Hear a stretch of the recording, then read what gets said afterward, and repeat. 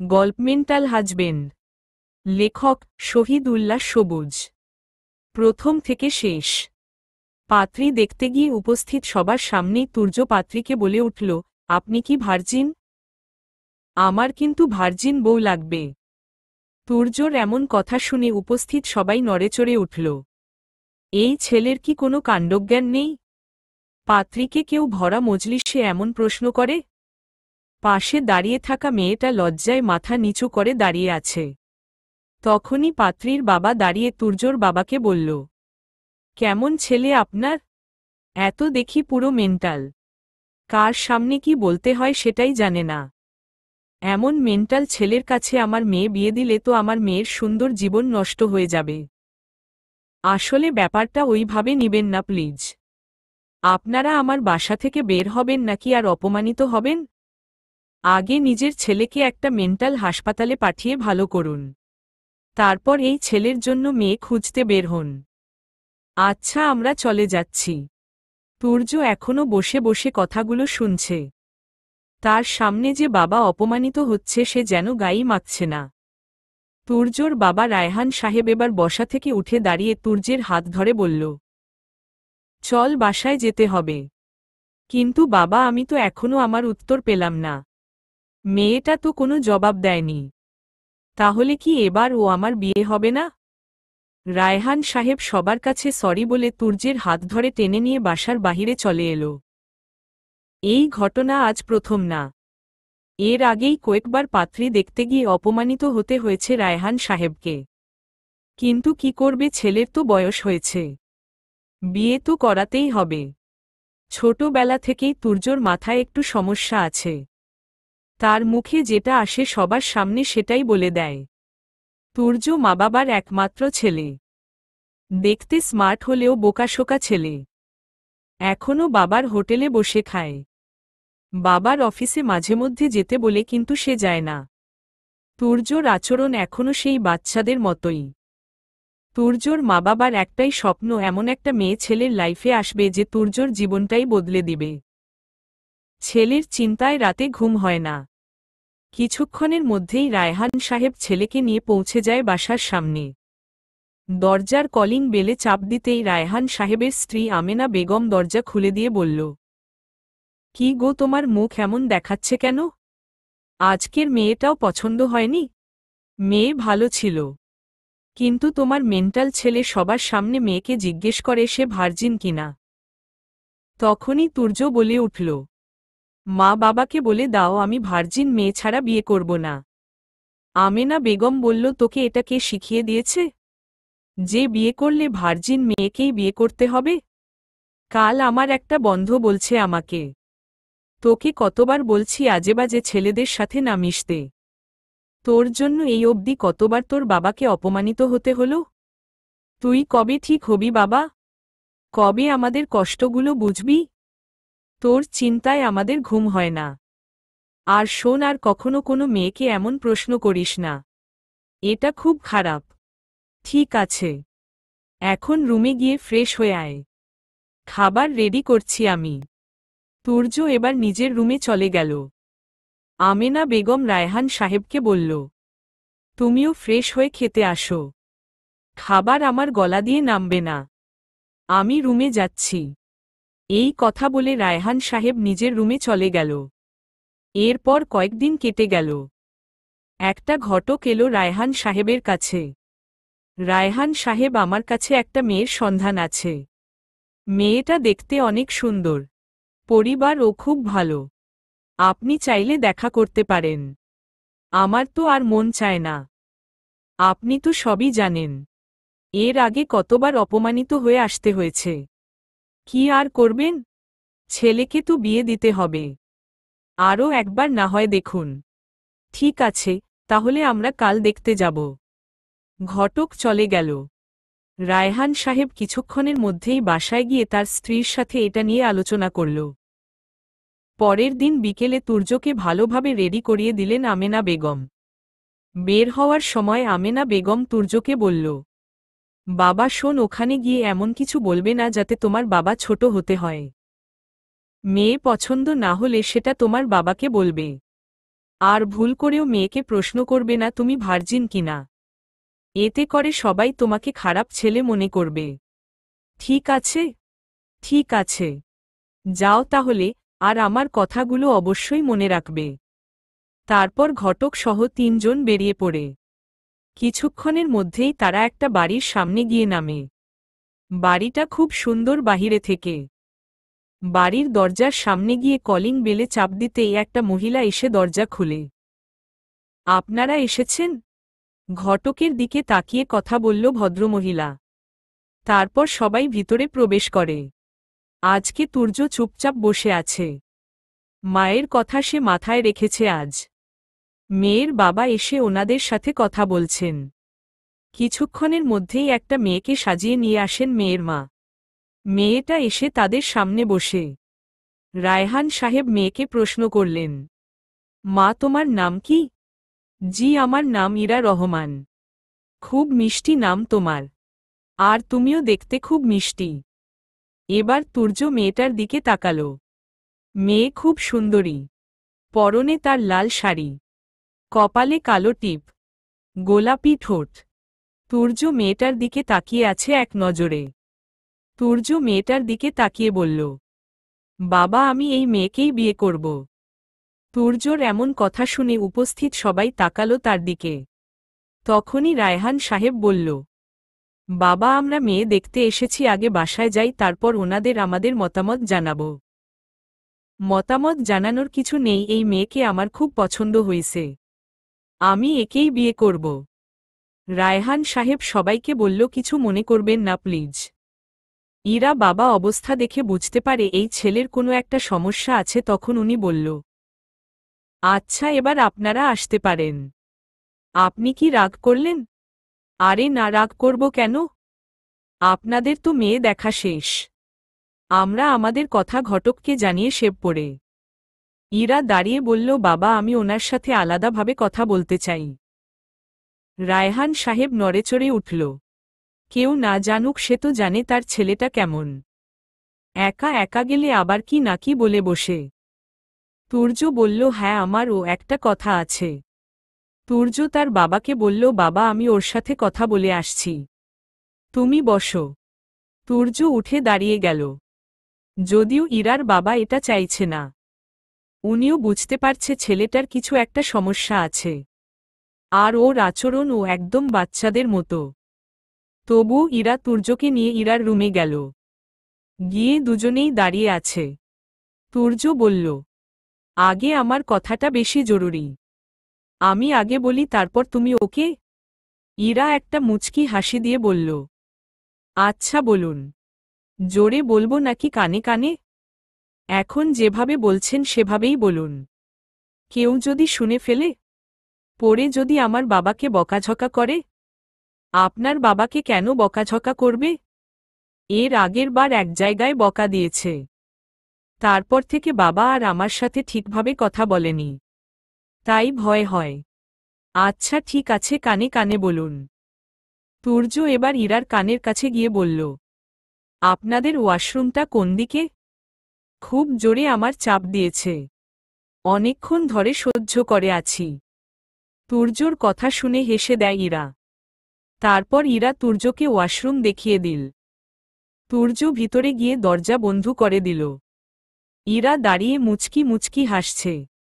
তখনই ভিতর থেকে তুর্য চিৎকার দিতে শুরু করে। ওয়াশরুমের ভিতর থেকে তুর্যর আচমকা চিৎকার শুনে তড়িঘড়ি করে ইরা ওয়াশরুমের সামনে গিয়ে বলল, কি হইছে আপনার? তুর্য এবার দরজা খুলে বলল, দূর তোমাদের ওয়াশরুম ভালো না, আমি বাসায় গিয়ে করব। কেন আমাদের ওয়াশরুমের কি হইছে? কোনো সমস্যা? অনেক সমস্যা, তোমাদের ওয়াশরুমে কমোড নেই। ভিতরে চেয়ার দিয়ে কি করো তোমরা? ইরা একটা মুচকি হাসি দিয়ে বলল, এটাই কমোড। এটাকে হাই কমোড বলে। আমি এটাতে পারব না। তাহলে বাসা অবধি কিভাবে যাবেন? আপনার না খুব জোরে চাপ দিয়েছে। সমস্যা নাই। আচ্ছা আমি যাই, বাবাকে নিয়ে তাড়াতাড়ি বাসায় যেতে হবে। ইরা মুচকি হাসি দিয়ে বলল, ঠিক আছে। তারপর ইরা তুর্যকে নিয়ে বাহিরে গেল।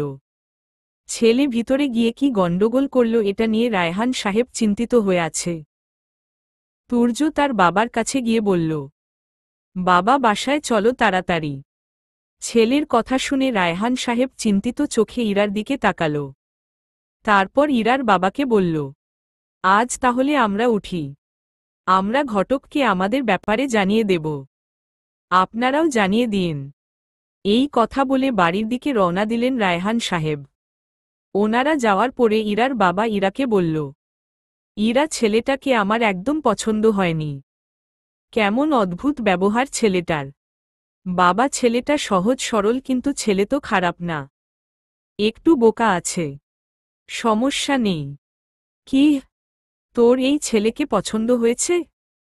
ইরা মাথা নিচু করে রাখল লজ্জায়। তখন ইরার বাবা বুঝতে পারে ইরার ছেলেকে পছন্দ হয়েছে, কিন্তু তার ছেলেকে তেমন একটা পছন্দ হয়নি। কি আর করার, মেয়ের যখন পছন্দ হলো উনিও আর অমত করতে পারল না। অন্যদিকে রায়হান সাহেব তুর্যকে নিয়ে বাসায় চলে গেল। তুর্যর আম্মু এসে বলল, কি গো, এবার কি ছেলে কোনো ঝামেলা করছে নাকি? আমার সামনে তো করেনি।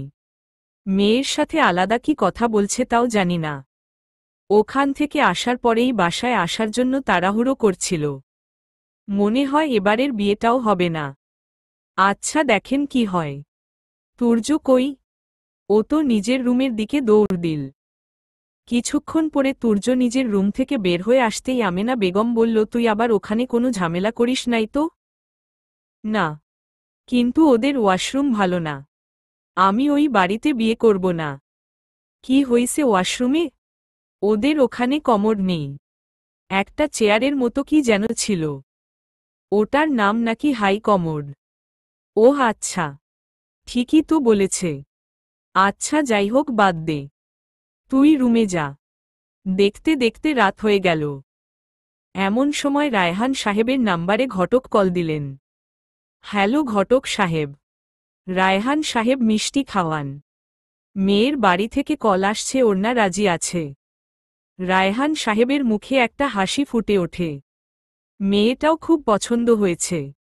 এরপর বিয়ের দিন তারিখ ঠিক হয়ে গেল। আগামী শুক্রবার বিয়ে। বিয়ের কেনাকাটা শুরু হয়ে গেল। ধুমধাম করে বিয়ের আয়োজন করছেন রায়হান সাহেব। একমাত্র ছেলে বলে কথা, কোনো কিছুর কমতি রাখছে না।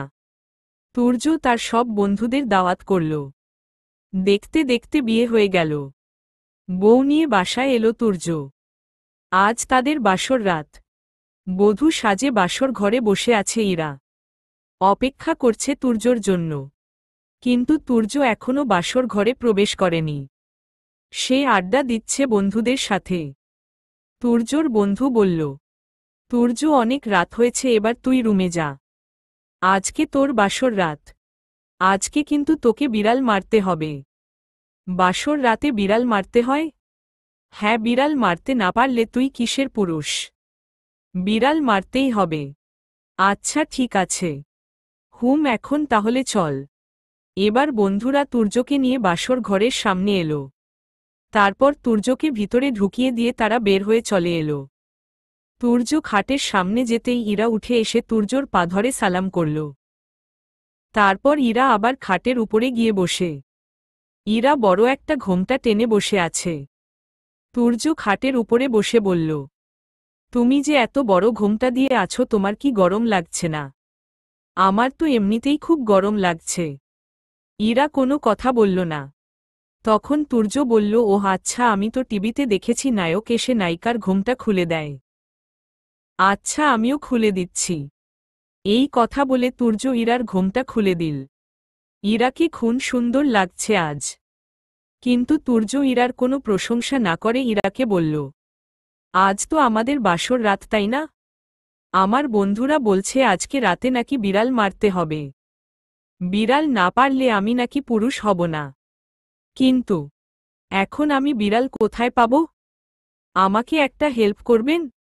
কি হেল্প? চলুন আমি আর তুমি একসাথে বিড়াল খুঁজি। তুর্যর কথা শুনে ইরা একটা মুচকি হাসি দিয়ে বলল, আপনি যে বিড়াল ভাবছেন সেই বিড়ালের কথা বলেনি। দূর, তুমি কিছু জানো না। চলো আমার সাথে বিড়াল খুঁজতে। এই কথা বলে তুর্য ইরার হাত ধরে খাট থেকে নামাল। তারপর পুরো রুমে তুর্য বিড়াল খুঁজতে শুরু করে। কোথাও কোনো বিড়াল না পেয়ে হতাশ হয়ে তুর্য ফ্লোরের উপরে বসে পড়ে। কি হলো আপনার? বিড়াল তো পেলাম না। এখন কি হবে? আচ্ছা, কাল মারতে পারবেন। অনেক রাত হইছে, ঘুমিয়ে পড়ুন। ওয়েট ওয়েট, তুমি কি আমার রুমে ঘুমাবে নাকি? হ্যাঁ, আজ থেকে আপনি আর আমি একসাথে থাকব। না হহ। কি হলো? আমি কোনো মেয়ের সাথে ঘুমাতে পারব না। আমার আম্মু আমাকে মেয়েদের সাথে মিশতে মানা করছে। আরে আমি তো আপনার স্ত্রী। আমাদের তো বিয়ে হয়েছে। বিয়ে হলে কি হইছে? হ্যাঁ, আপনি একটা মেয়ে মানুষ, আমি একটা ছেলে মানুষ। ছেলে আর মেয়ে একসাথে থাকতে পারে না। ইরা কি বলবে বুঝতে পারছে না। এবার ইরা উদাহরণ দিয়ে বলল, আচ্ছা, আপনার বাবা আর মা কি আলাদা রুমে থাকে? না তো। তাহলে আমরা কেন আলাদা থাকব? তাদেরও বিয়ে হয়েছে, আমাদেরও তো হয়েছে। তাদের বয়স হয়েছে তাই একসাথে থাকে। আমাদের কি এখনো বয়স হয়েছে? এ কোন পাগলের পাল্লায় পড়লাম? মনে মনে বলল ইরা। ভাই দেখেন, অনেক রাত হয়েছে, আমার ঘুম পাচ্ছে।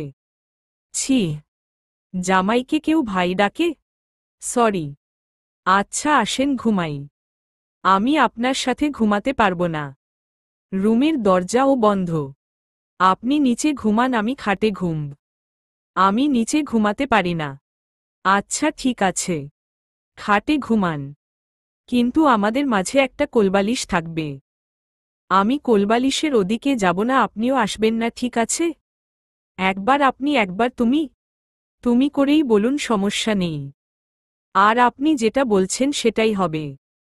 এবার তাদের মাঝে একটা কোলবালিশ রেখে ঘুমিয়ে পড়ে দুজনে। সকালে বুকের উপর ভারী কিছু অনুভব করতেই চোখ খুলে তাকালো তুর্য। তুর্য চোখ খুলতেই দেখে ইরা তুর্যকে জড়িয়ে ধরে ঘুমিয়ে আছে। তুর্যর বুকে ইরা মাথা রেখে ঘুমাচ্ছে। ইটা দেখে তুর্য একটা চিৎকার দিয়ে ইরাকে সরিয়ে দিল। তুর্যর আচমকা ধাক্কায় ঘুম ভেঙে যায় ইরার। ইরা চোখ কচলাতে কচলাতে তুর্যর দিকে তাকিয়ে বলল, কি হয়েছে আপনার? কি হয়েছে মানে? আপনাকে তো ভালো মেয়ে ভেবেছি, কিন্তু আপনি তো মানুষ সুবিধার না। কি করলাম আমি? আপনি আমার বুকের উপরে শুয়ে আমাকে জড়িয়ে ধরছেন কেন? আপনার লজ্জা করেনি একটা ছেলেকে জড়িয়ে ধরতে? ঘুমের ঘরে আবার কিসের লজ্জা? ঘুমের মধ্যে হয়তো মিস্টেক হয়ে গেছে। মিস্টেক না, আমি জানি আপনি ইচ্ছে করে এমন করছেন। দাঁড়ান, আমি সবাইকে বলবো আপনি আমার সাথে যা করছেন। এই কথা বলে তুর্য মা মা বলে চিল্লাতে শুরু করল। ইরা তো হতবাক হয়ে গেছে। ইরা তুর্যকে বলল, আরে কি করছেন? মাকে কেন ডাকছেন? আম্মু আসুক, তারপর দেখবেন। তুর্য উঠে দরজা খুলে দিয়ে দরজার সামনে দাঁড়িয়ে তার মাকে ডাকতে শুরু করে। ছেলের ডাকে সাড়া দিতে আমেনা বেগম তাড়াহুড়ো করে এসে বলল, কিরে, কি হইছে? এই মেয়েটা ভালো না। এই মেয়ে কি করছে জানো? আমেনা বেগম ইরার দিকে তাকিয়ে দেখে ইরা লজ্জায় মাথা নিচু করে বসে আছে। আমেনা বেগম কোনো প্রশ্ন করার আগেই তুর্য বলল, তুমি আমাকে বলতে কোনো মেয়ের সাথে না মিশতে। আর এই মেয়ে আমাকে জড়িয়ে ধরেছে। মেয়েটা পচা। ছেলের কথা শুনে আমেনা বেগম নিজেও লজ্জা পেল। তারপর তুর্যকে বলল, আচ্ছা তুই গিয়ে ফ্রেশ হয়ে নে। তুমি কিন্তু এটার বিচার করবে বলে দিলাম। ঠিক আছে, এখন তুই যা। তুর্য আর কিছু না বলে ওয়াশরুমে চলে গেল। আমেনা বেগম ইরার কাছে গিয়ে বলল, বৌমা, ওর কথায় কিছু মনে করো না। আসলে কি হইছে, ছেলেটা হঠাৎ করে কেমন যেন পরিবর্তন হয়ে গিয়েছে। তুর্য আগে এমন ছিল না। আগে অনেক স্মার্ট ছিল, কিন্তু হঠাৎ করে ওর আচরণ একেবারে বাচ্চাদের মতো হয়ে গিয়েছে। ওকে আমরা অনেক ডাক্তার দেখালাম, কিন্তু ডাক্তার ওর কোনো রোগ ধরতে পারেনি। তুমি আমার ছেলেটার খেয়াল রেখো। তুমি পারবে আমার ছেলেকে আগের মতো ঠিক করে দিতে। আচ্ছা, উনি কি এর আগে কখনো কোনো মেয়ের সাথে রিলেশন করছিল? জানি না। ওর মুখে কখনো কোনো মেয়ের কথা শুনিনি। ও ছোটবেলা থেকেই মেয়েদের থেকে দূরে থাকে। স্কুল, কলেজ, ভার্সিটিতে ওর কোনো মেয়ে ফ্রেন্ড ছিল না। কিন্তু ওর কিছু বাজে ফ্রেন্ড আছে। জানি না আমার ছেলের সাথে ওরা কিছু করছে নাকি। আচ্ছা, চিন্তা করবেন না, আমি আছি ওনার পাশে। আচ্ছা ঠিক আছে, ফ্রেশ হয়ে নাস্তা করতে এসো। নাস্তা রেডি করা হয়েছে। এই কথা বলে আমেনা বেগম চলে গেল। ইরা বসে আছে। একটু পরে তুর্য ফ্রেশ হয়ে বের হয়ে আসে। ইরা গিয়ে ফ্রেশ হয়ে এলো। ইরা তুর্যকে বলল, চলুন নাস্তা করতে যেতে বলছে মা। ইরা আর তুর্য একসাথে নাস্তা করতে গেল। নাস্তা খাওয়া শেষ করে আবার রুমে আসে। ইরা তুর্যকে বলল, আজকে আমাকে নিয়ে একটু ঘুরতে যাবেন? কোথায় যাবেন? আপনি যেখানে নিয়ে যাবেন সেখানেই। আর হ্যাঁ, আপনি আমাকে তুমি করে বলবেন, ঠিক আছে? আচ্ছা। কোনটা আচ্ছা? দুটোই। ওহ। দেখতে দেখতে বিকেল হয়ে গেল। বের হওয়ার জন্য আগে থেকেই রেডি হয়ে আছে ইরা। তুর্য দুপুরে খেয়ে একটা ঘুম দিয়েছে, সে এখনো ঘুমাচ্ছে। ইরা তুর্যকে ডেকে তুলবে নাকি সেটাই ভাবছে। আবার ডাকলে কি না কি করে বসে তার তো কোনো ঠিক নাই। তাও ইরা এবার তুর্যকে ঘুম থেকে ডেকে তুলল। ঘুম ঘুম চোখে তুর্য এরার দিকে তাকিয়ে বলল, কি হয়েছে? আপনি না বলছেন আমাকে নিয়ে ঘুরতে যাবেন? একটু পরে তো সন্ধ্যা হয়ে যাবে, কখন যাবেন? আচ্ছা, আমি রেডি হয়ে নিচ্ছি। তুমি রেডি হয়ে নাও। আমি তো অনেকক্ষণ ধরেই রেডি হয়ে বসে আছি। আচ্ছা তাহলে আমি রেডি হয়ে নেই। এই কথা বলে তুর্য ওয়াশরুমে গিয়ে মুখ ধুয়ে বের হয়ে রেডি হল। বাসার সবার থেকে বিদায় নিয়ে বের হল তুর্য আর ইরা।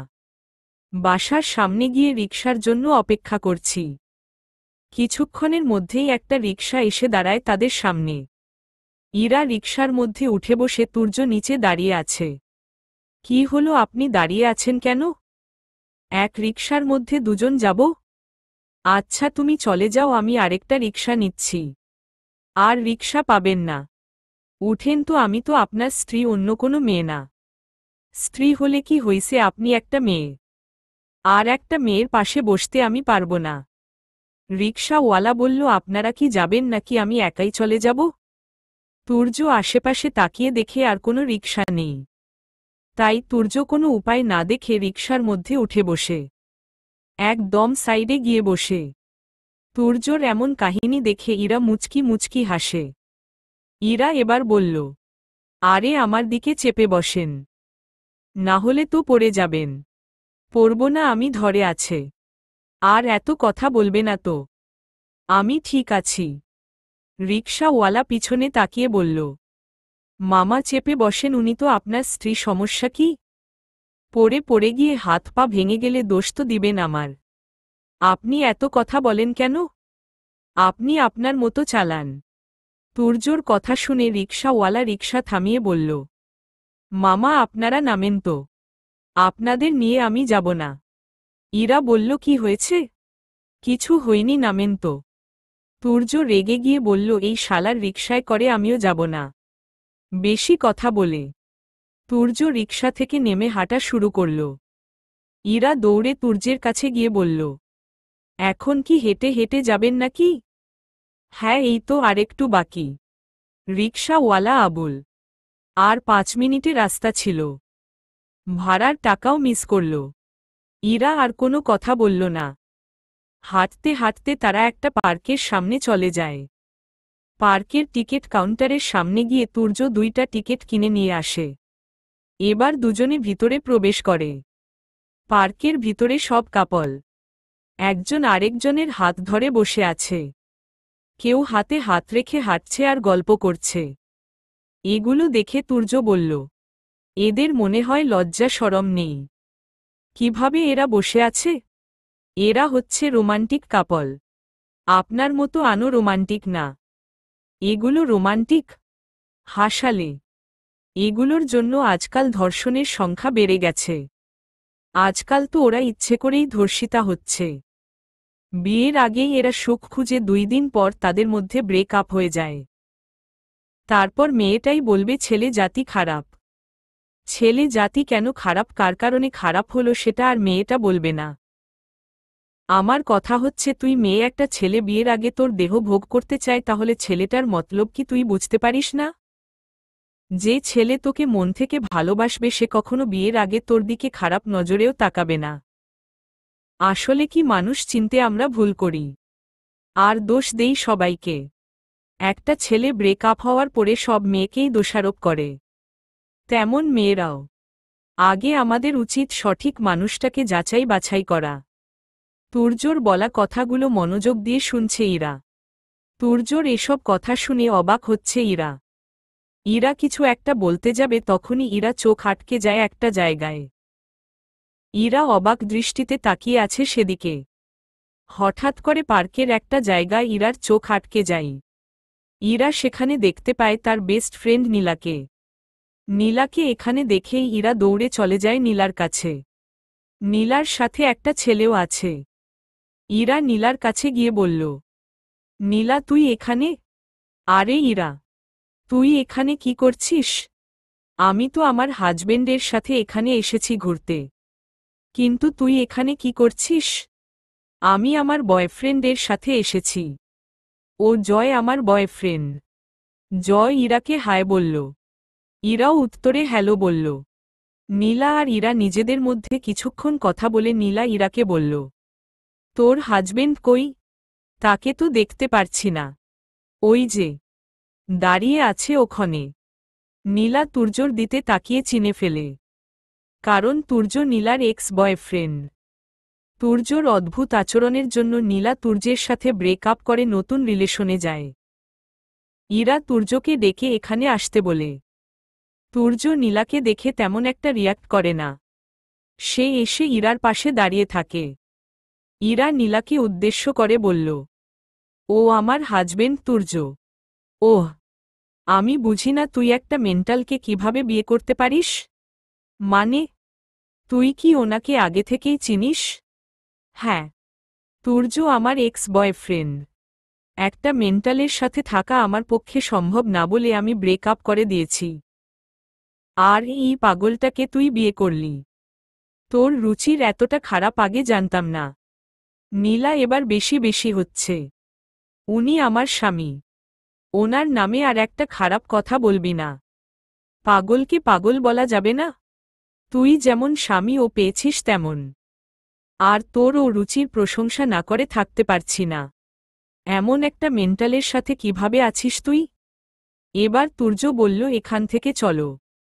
এদের সাথে অহেতুক কথা বলে সময় নষ্ট করে লাভ নেই। হ্যাঁ হ্যাঁ, ইরা চলে যা। এই মেন্টাল দেখবি কিছুদিন পরে তোকেও মেন্টাল করে দিবে। তোকেও বা এসব বলে লাভ কি? তুইও আগে থেকেই এমন। তোদের খুব ভালো মানিয়েছে। হি হি হি। Set up. শব্দটা শুনে এবার ইরা আর নীলা দুজনেই তাকালো তুর্যের দিকে। কারণ এটা তুর্য বলেছে। অনেক হয়েছে নীলা। এবার থামো। তুই যে কেমন মেয়ে সেটা আমিও জানি। তুই আমার সাথে রিলেশনে থাকা অবস্থায় আরও কতগুলো রিলেশন করছিস সেগুলোও আমার জানা ছিল। আমি মেন্টাল নই। জাস্ট আমি নিজের জন্য পারফেক্ট মানুষটা খুঁজছিলাম। আমার পাগলামিগুলো সহ্য করবে আমি এমন মানুষ চেয়েছিলাম। আর আমি তাকে পেয়েও গিয়েছি। আমি চাইনি এত তাড়াতাড়ি ইরা আমার ব্যাপারে জানতে পারুক। কিন্তু আজ আর আমি সহ্য করতে পারছি না। তোর থেকে ইরা হাজার গুণ ভালো। আমি মেন্টাল জেনেও আমাকে মেয়েটা বিয়ে করতে রাজি হয়েছে। আর তুই নাকি আমাকে ভালোবাসিস। আমি তোকে পরীক্ষা করার জন্য মেন্টাল হওয়ার অভিনয় করেছি। যাই হোক, তোর সাথে কথা বলার কোনো রুচি বা সময় আমার নেই। চলো ইরা। এই কথা বলে তুর্য ইরার হাত ধরে নীলার সামনে থেকে চলে এলো। ইরা হতবাক হয়ে তুর্যের দিকে তাকিয়ে আছে। ইরা যেন নিজের চোখকে বিশ্বাস করতে পারছে না। তুর্য ইরাকে নিয়ে বাসায় চলে এলো। ইরা কোনো কথা বলল না। ইরা যেন এখনো ঘোরের মধ্যে আছে। বাসায় এসে ইরা চুপচাপ খাটের উপরে বসে আছে। তুর্য ইরার কাছে এসে বলল, Ira, I am sorry. Ira চোখ তুলে শুধুই তাকিয়ে রইল তুর্যের দিকে। কিন্তু মুখ দিয়ে কোনো কথা বলতে পারে না। তুর্য আবার বলল, আমি চাইনি এত তাড়াতাড়ি আমার ব্যাপারে জানতে পারো। কিন্তু তোমার অপমান আমি কেন জানি মেনে নিতে পারিনি। তাই আজ সত্যিটা তোমার সামনে চলে আসছে। তুমি খুব ভালো একটা মেয়ে। আমি তোমার মতো একজনকে আমার লাইফে চেয়েছিলাম। আর তোমাকে আমি পেয়েছি। আমি চাই না আমার জন্য কেউ তোমাকে অপমান করুক বা কথা শোনাক। ইরা আচমকা তুর্যকে শক্ত করে জড়িয়ে ধরে। তুর্য ও ইরাকে জড়িয়ে ধরে। ইরা এবার তুর্যকে বলল, আমার একটা জিনিস লাগবে, দিবেন? কি লাগবে? আমি এই তুর্যকে চাই না। আমাকে আমার আগের তুর্যকে ফিরিয়ে দেন। তুর্য এবার ইরাকে নিজের বুক থেকে সরিয়ে দিয়ে বলল, ছি, আপনি একটা ছেলেকে জড়িয়ে ধরতে লজ্জা করল না? আমি এখন মাকে ডেকে সব বলে দেব কিন্তু। এই কথা বলে তুর্য একটা মুচকি হাসি দিতেই ইরাও একটা মুচকি হাসি দিয়ে আবার তুর্যকে জড়িয়ে ধরে বলল, আমার এই তুর্যকেই লাগবে। কিছু সময় পার হওয়ার পরে রাতে খাওয়ার জন্য ডাক দিলেন আমেনা বেগম। তুর্য আর ইরা খাবার খাওয়ার জন্য খাবার টেবিলের সামনে গিয়ে দেখে মা বাবা দুজনে বসে আছে। ইরা আর তুর্য খেতে বসে। খাবার খেতে খেতে তুর্য তার বাবাকে বলল, বাবা, আমি কাল থেকে অফিসে যাব। তুর্যের মুখে এমন কথা শুনে তুর্যের মা বাবা দুজনেই খাওয়া বন্ধ করে ছেলের দিকে তাকিয়ে রইল। এভাবে তাকিয়ে থাকার কিছু নেই। আমি তোমাদের ছেলে কোনো ভূত না। এমনভাবে সবাই তাকিয়ে আছে যেন আমি আকাশ থেকে নেমে এসেছি। আমেনা বেগম ইরার দিকে তাকাল। ইরা মুচকি একটা হাসি দিল। কিন্তু কিছুই বুঝতে পারেনি আমেনা বেগম। তুর্য আবার বলল, বাবা, কাল থেকে তোমাকে আর অফিসে যেতে হবে না। কাল থেকে অফিস আমি সামলাব। তুমি এবার রেস্ট নাও। তুমি আমাদের জন্য অনেক করেছ। ছেলের কথার আগামাথা কিছুই বুঝতে পারছে না রায়হান সাহেব। এই ছেলের হঠাৎ করে আবার কি হয়ে গেল? ইরা এবার সবকিছুই সবাইকে খুলে বলল। ইরার কথা শুনে সবাই খুশি হল। উপস্থিত সবার মুখে একটা হাসির ফুটে ওঠে। খাওয়া দাওয়া শেষ করে ইরা আর তুর্য নিজেদের রুমে গেল। তুর্য ইরাকে বলল, ইরা, গতকাল রাতে তো বিড়াল মারা হয়নি। বিড়ালটা কিন্তু আজকে মারতে হবে। আপনাদের বাসায় তো কোনো বিড়াল নেই। তাহলে মারবেন কি? তুর্য একটা হাসি দিয়ে বলল, বিড়াল মারতে বিড়ালের প্রয়োজন হয় না। তাহলে দাঁড়াও, দেখাচ্ছি। এই কথা বলে তুর্য লাইট অফ করে দিল। তারপর দেখি বিড়াল মারছে তারা জানে। আমি জানি না। পরের দিন সকালে তুর্য অফিসে চলে যায়। অফিস থেকে বাসায় ফেরার পথে তুর্য ইরার জন্য ফুল কিনে নিয়ে আসে। বেলি ফুলের মালা নিয়ে ইরার কাছে গিয়ে বলল, ইরা, তোমার জন্য একটা জিনিস এনেছি। দেখি কি জিনিস? চোখ বন্ধ করো আগে। ইরা চোখ বন্ধ করতেই তুর্য বেলি ফুলের মালা ইরার কানের কাছে গুজে দিল। ইরা হাত দিয়ে ফুল দেখে অনেক খুশি হল। আজকে অফিস কেমন লেগেছে? বোরিং। কেন? তোমাকে সারাদিন দেখতে পাইনি। তাই নাকি? হুম। এখন তুমি আমার সামনে বসে থাকো। সারাদিনেরটা পোষায় নেব। পাগল একটা। হুম, তোমার পাগল আমি। আমার মেন্টাল হাজবেন্ড আপনি। খুব ভালোবাসি আপনাকে। এভাবেই চলতে থাকে তাদের নতুন জীবন। হাসি খুশিতে ভরপুর হয়ে উঠল তাদের সংসার। সমাপ্ত।